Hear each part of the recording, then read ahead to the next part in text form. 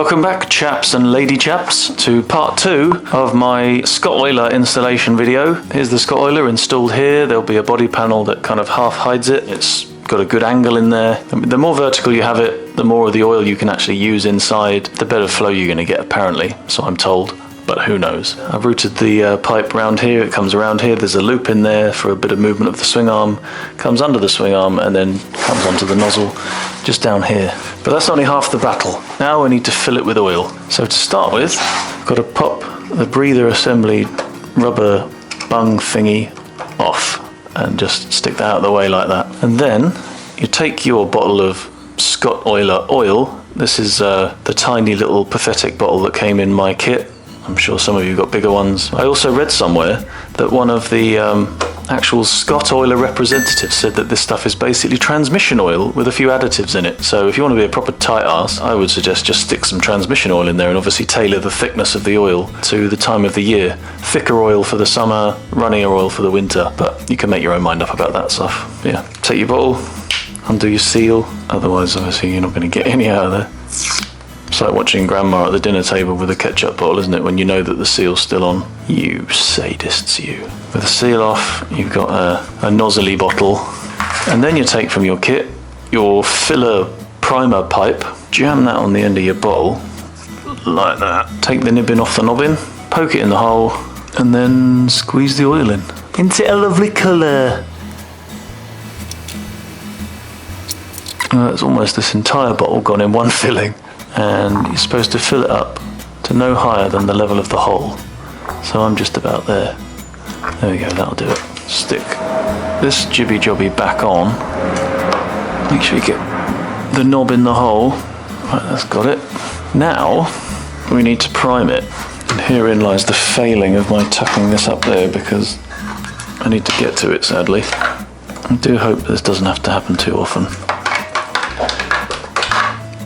Anyway, right, I need access to the end of this, so I need to put it back in again where I can get to it.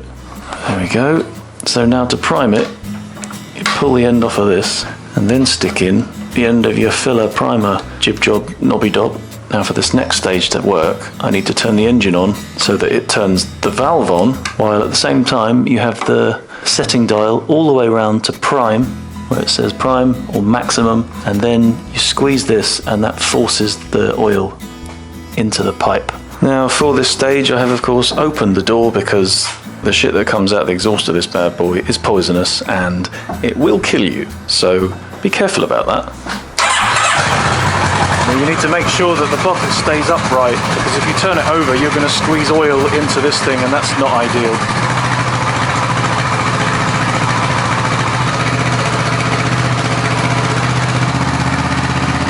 Here comes the oil.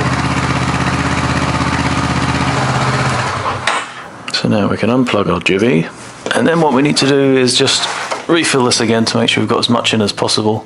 So pull that off. I have seen a video of somebody filling it through this nozzle, but in the instructions I've got it says to take that out. I don't know what the difference really is. Does it matter if you get oil in your breather pipe? I'm not sure, but for the sake of that tiny bit of faff, I'll just do it like this for now. So it used about 1/3 of a reservoir full to prime it there. There we go, just up to the hole. Then plug your rubber bung thing back onto your breather pipe. Stuff that up there out of the way. Plug that back in. And now I'm going to need to turn the engine on again. But the idea is to try and time it so that you get 1 or 2 drops for every minute. I mean, it's pretty self-explanatory really, isn't it? You just fiddle with this thing here. That's the flow rate adjuster knob, and that would be minimum as far around there as it will go.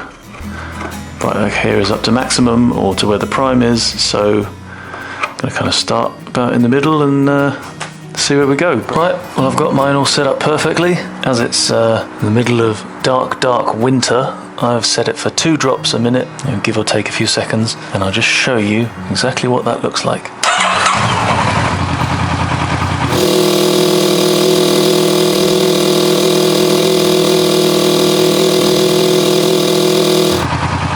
There's drop number 1, about 30 seconds, just on time.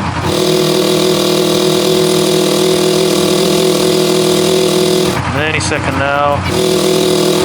German tube train, drop number 2 at 1 minute. Perfect, so that's what you're looking for. So there it is then. Scottoiler fully installed, nicely semi-hidden away, not too conspicuous. I can still see that it's there. I can check my oil level and get in here to adjust it. Hose snaking down around the swing arm and then to the nozzle at the end. So that's that. I hope this was of some use to you. If not, I hope it was at least entertaining. I'm happy with a job mostly well done. So thanks for watching. See you on the next garage video. Ride safe. Trot!